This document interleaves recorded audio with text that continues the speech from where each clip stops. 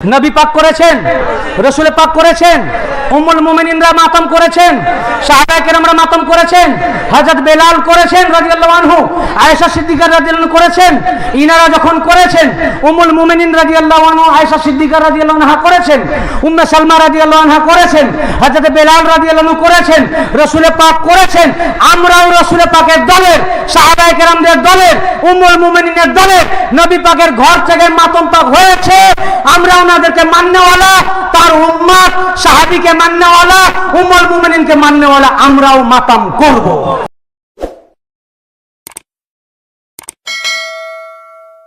এখন বলবে যে ঠিক আছে আমরা কাঁদলাম, তো কাঁদছে মানুষ কি জন্য? কাঁদবো বললে তো কাঁদা হবে না, হবে জানি একবার কেঁদেলেই দেখি।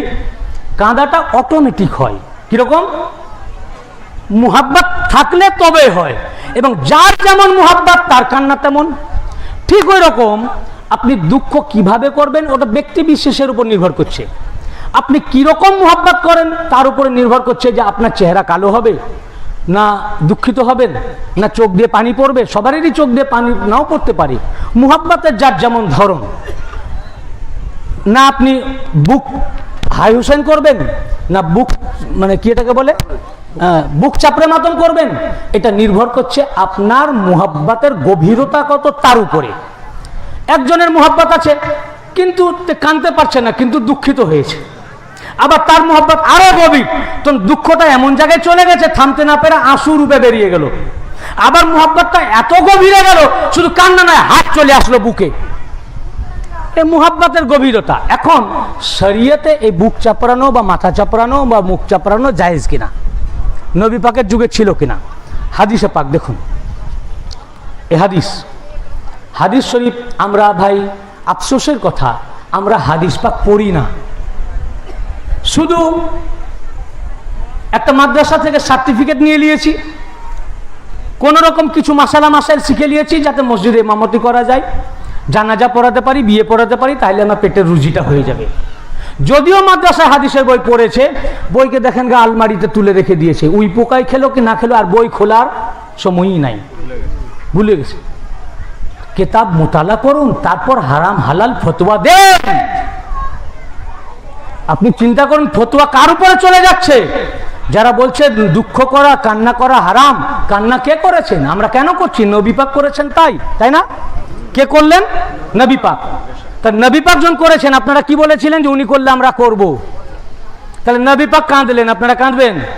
এরপরে বলবে যে কি জানি আমরা নবী পাক কাঁদলেও মানতে পারতেছি না, বুঝতে পেরেছেন? এরপরও না কাঁদেন আপনাদের ব্যাপার। তো নবী পাক যখন করেছেন তাই আমরা করছি। তো যারা বলছে মুহররম করা, হাই হুসেন করা, কোরআন পাকে এসে হাই আফসোস করা, এটাকে যারা হারাম বলছে, কার আমালকে হারাম বললো? নবী পাকের। নবী পাক কেঁদেছেন। তা হারাম ফতোয়াটা কার দিকে গেল? মেদিনীপুর দরবারের দিকে, না যারা এখানে এসে মাতম করছে তাদের দিকে? ফতোয়া চলে গেল রাসূল পাকের দিকে। ফতোয়া দেওয়ার আগে হাজারবার চিন্তা করা উচিত যে ফতোয়াটা কোন দিকে যাচ্ছে।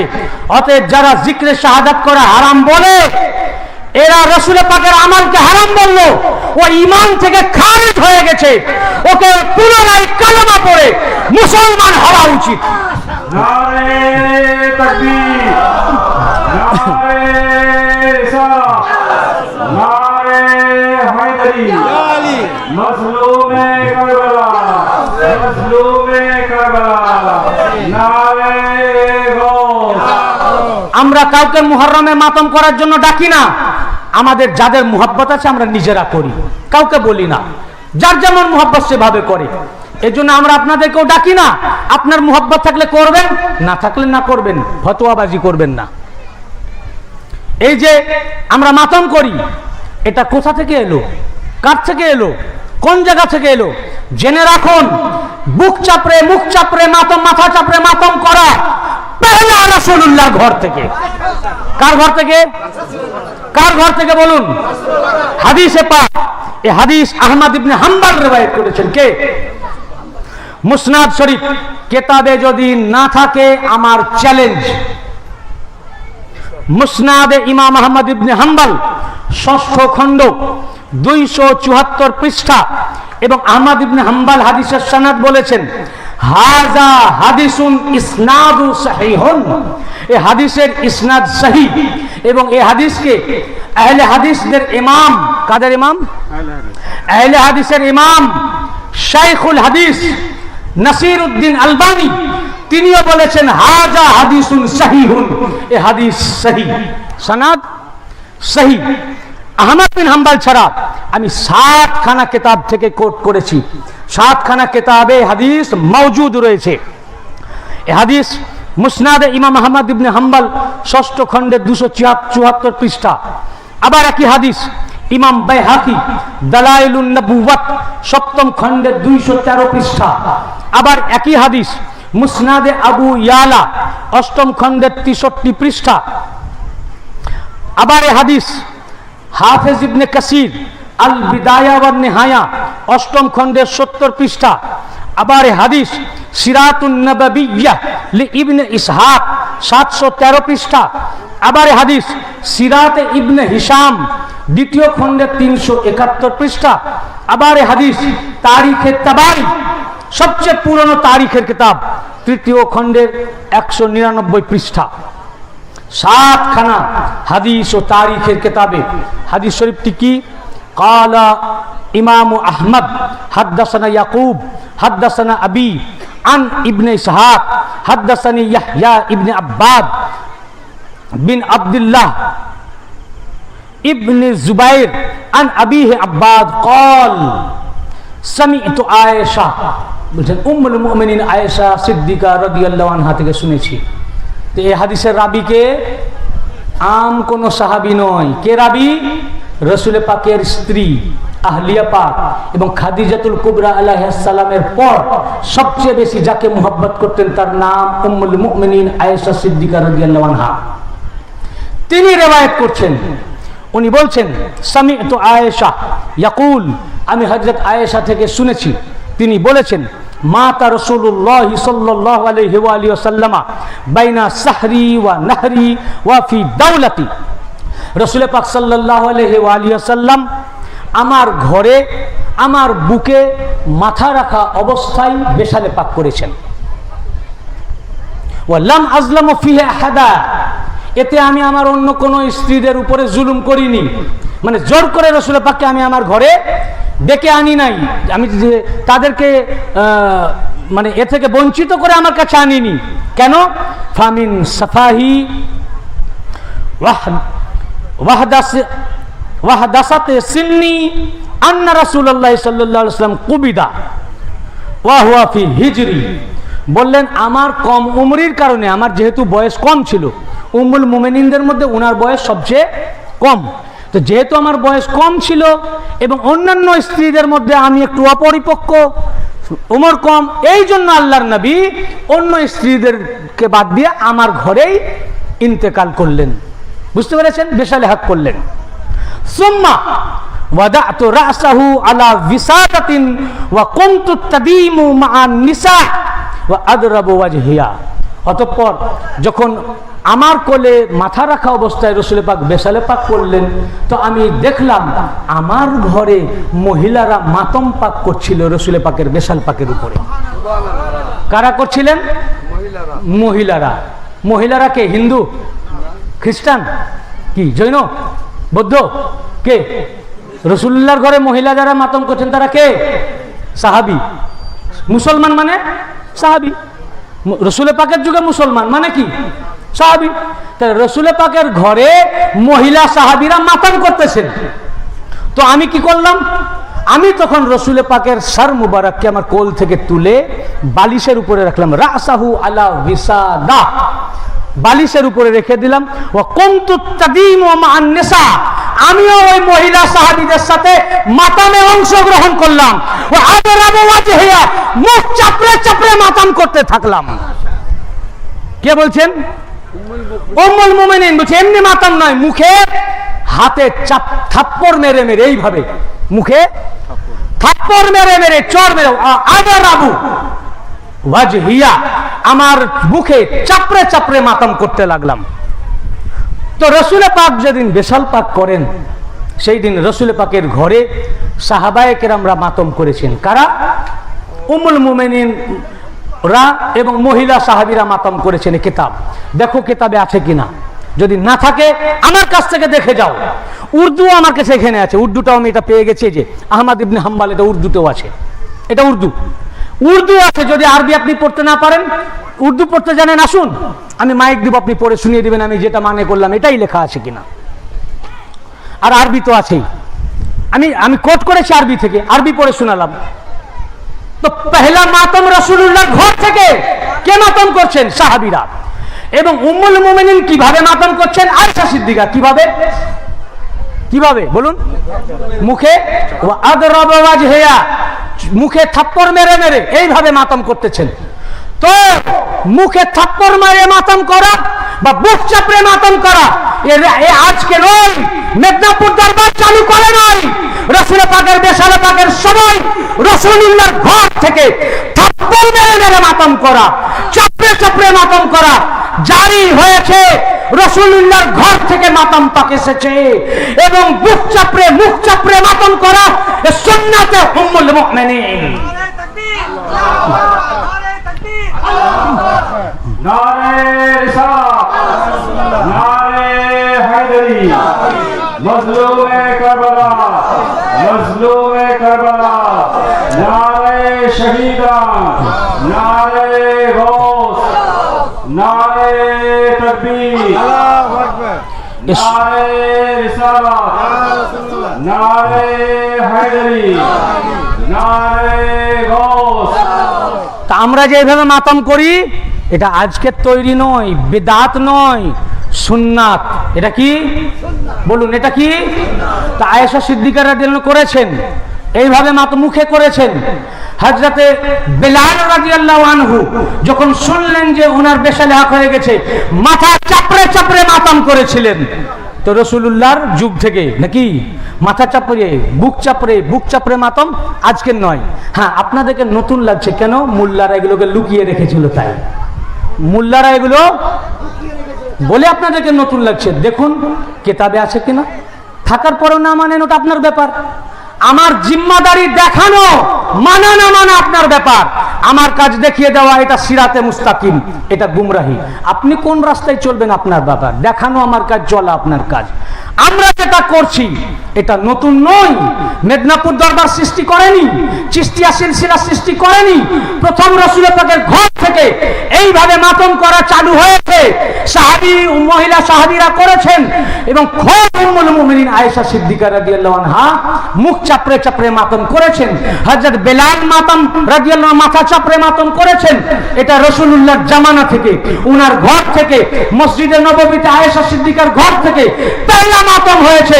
তা আজ মেদিনীপুর দরবারের প্রত্যেক খানকা পাকে মাতম হয় কেন? এই মাতম নবীর ঘর থেকে শুরু হয়েছিল।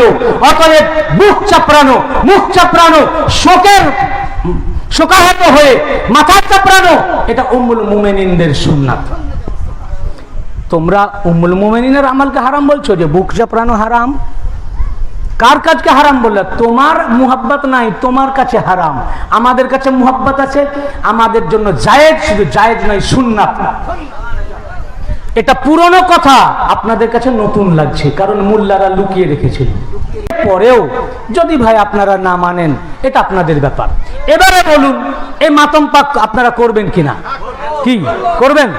কিতাবে আছে, নবী পাক করেছেন, রাসূল পাক করেছেন, উম্মুল মুমিনিনরা মাতম করেছেন, সাহাবায়ে কেরামরা মাতম করেছেন, হযরত বেলাল করেছেন রাদিয়াল্লাহু আনহু, আয়েশা সিদ্দিকা রাদিয়াল্লাহু আনহা করেছেন।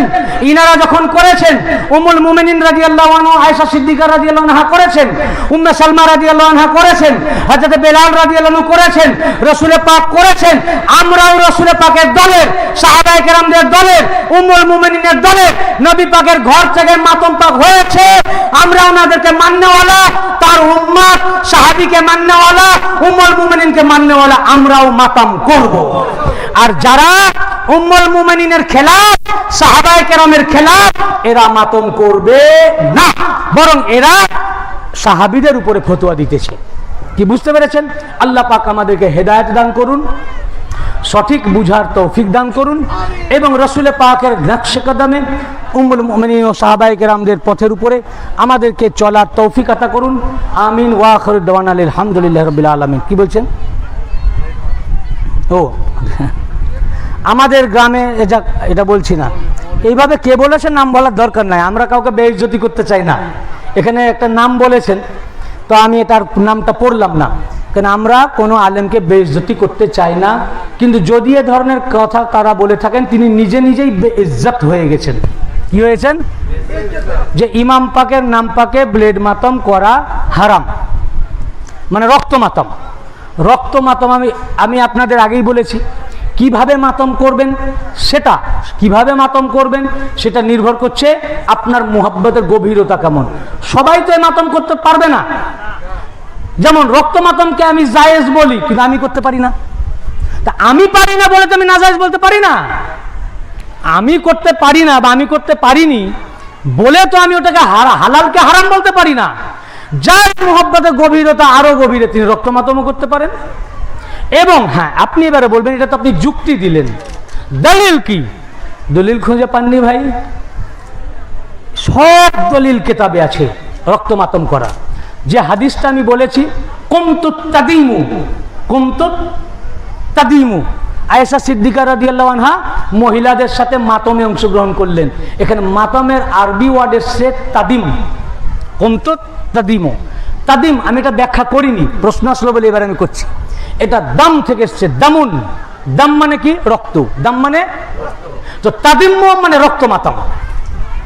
কুমতুত তাদিম মানে রক্ত মাতম। আমি অতটা ভাঙিনি, দেখলাম কতটা নিতে পারবেন কি না পারবেন, কিন্তু প্রশ্ন এসছে, এখন আমাকে জবাব দিতে হবে। হাদিসে পাকে এসছে কুমতুত তাদিমু মান নিসা, মহিলাদের সাথে রক্ত মাতমে আমি অংশগ্রহণ করলাম। দামুন থেকে। দাম মানে কি? মৌলভী সাহেবদেরকে জিজ্ঞাসা করুন। দামুন মানে রক্ত। দামুহা বিদামিহি ওয়া লাহমুহা বিলাহমিহি, তার রক্ত আমার রক্ত, তার গোশত আমার গোশত, মওলা আলীর জন্য রাসূল পাক বলেছেন। আবার আকিকা দেওয়ার সময়তেও এটা পাঠ করা হয়। দামুন মানে রক্ত। এখানে এমনি মাতান শব্দ আয়েশা সিদ্দিকা রাদিয়াল্লাহু আনহা ব্যবহার করেননি, বলেছেন কুমতুত তাদিমু মান নিসা, আমি মহিলাদের সাথে রক্ত মাতমে অংশগ্রহণ করলাম। এই হাদিস থেকে সাবেক রাসূল পাকের বেশাল পাকের দিনে ঘরের মহিলারা, উম্মুল মুমিনিনরা, সাহাবী মহিলারা রক্ত মাতম করেছেন।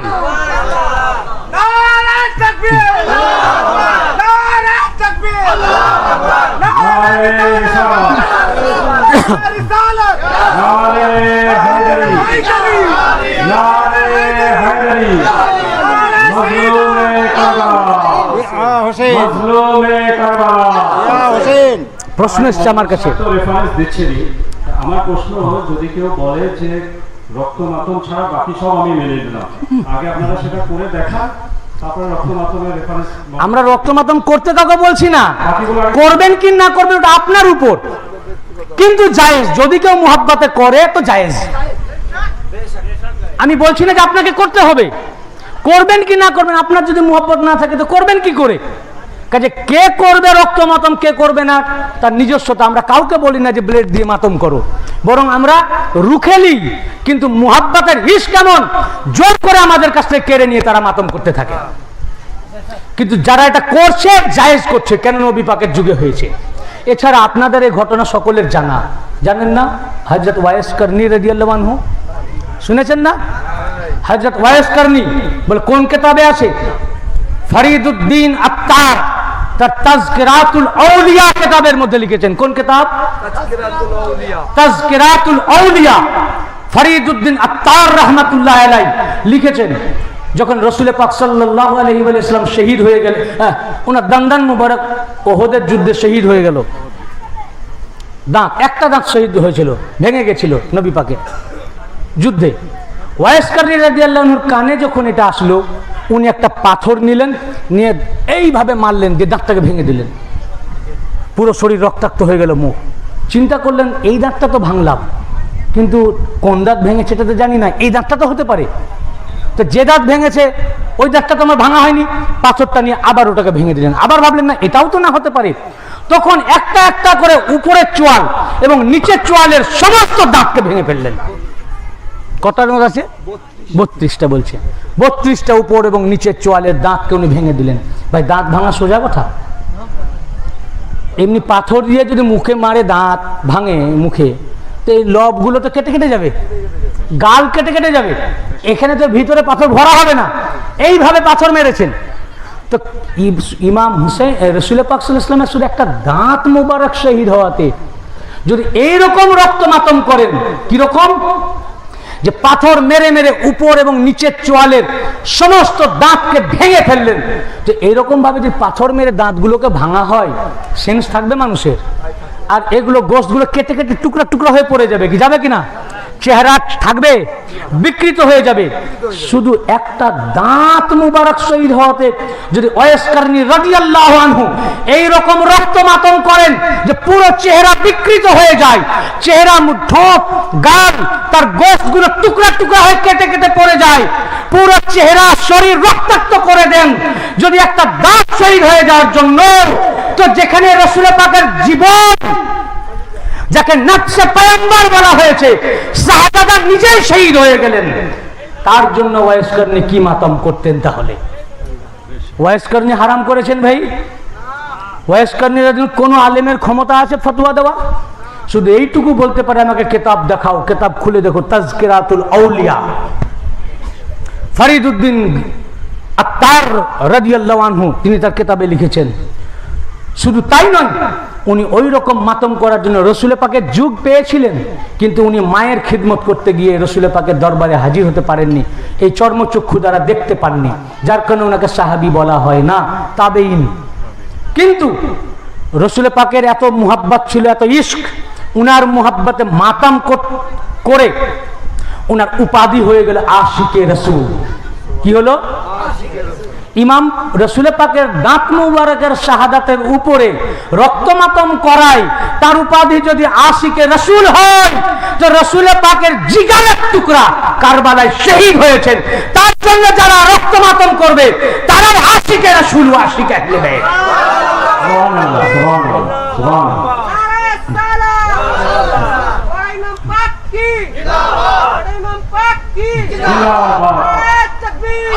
এবং শুধু তাই নয়, রসুল পাকের মুহাব্বতে একটা দাঁত মোবারক শহীদ হওয়ায় তার শোকে যদি সমস্ত দাঁত মোবারক শহীদ করে দিলেন, যার কারণে ওনার এমন মার্তবা হয়ে গেল যা অন্য কোন সাহাবীকে দেন নাই। মাওলায়ে কায়নাত পাককে বললেন আর হযরত উমরকে যে তোমরা আমার পর হযরত ওয়াইস কারনীকে তোমরা জিয়ারত করবে, এবং ওনার আবা মোবারক দিলেন খেরকা পাক, বলেন এই খেরকা ওয়াইস কারনীকে দিবে, এটাও তার জন্য। এবং শুধু তাই নয়, বললেন তাকে আমার উম্মতের জন্য দোয়া করতে বলবে। হযরত ওয়াইস কারনী রাদিয়াল্লাহু আনহু এক গোত্রের ছাগলের যত ছাগলের পাল আছে, সেই ছাগলের পালের গায়ে যত লোম, তার সম পরিমাণ উম্মতকে উনি শাফাত করবেন। রসুল পাক সাল্লাল্লাহু আলাইহি ওয়াসাল্লামের একটি দাঁত মুবারক শহীদ হওয়ায় উনি এই রকম রক্ত মাতম করে নিজের চেহারা বিকৃত করে দেওয়ার জন্য যদি আশিকে রসুল খেতাব পান, রসুল পাকের খেরকা পাক লাভ করেন, এবং তাকে এইরকম যোগ্যতা দেওয়া হয় যে উম্মতকে শাফাত করবেন, তাকে যদি বলা হয়, সাহাবীদের প্রতি নির্দেশ করা হয় যে তার জিয়ারত করবে এবং তাকে আমার উম্মতের জন্য দোয়া করতে বলবে, একটা দাঁত মোবারকের শাহাদাতের উপরে রক্তমাতম করায় যদি তার এইরকম মর্যাদা হয়, রসুল পাকের জিগারের টুকরার শাহাদাত পাকে রক্তমাতম করকারীর তাহলে কি মর্যাদা হতে পারে? এরপরেও না জায়েজ? বুঝতে পেরেছেন? তাহলে শরীয়তে জায়েজ আছে, যাদের মুহাব্বত আছে করবে, যাদের মুহাব্বত নাই তারা করবে না। বুঝতে পেরেছেন? আর কিছু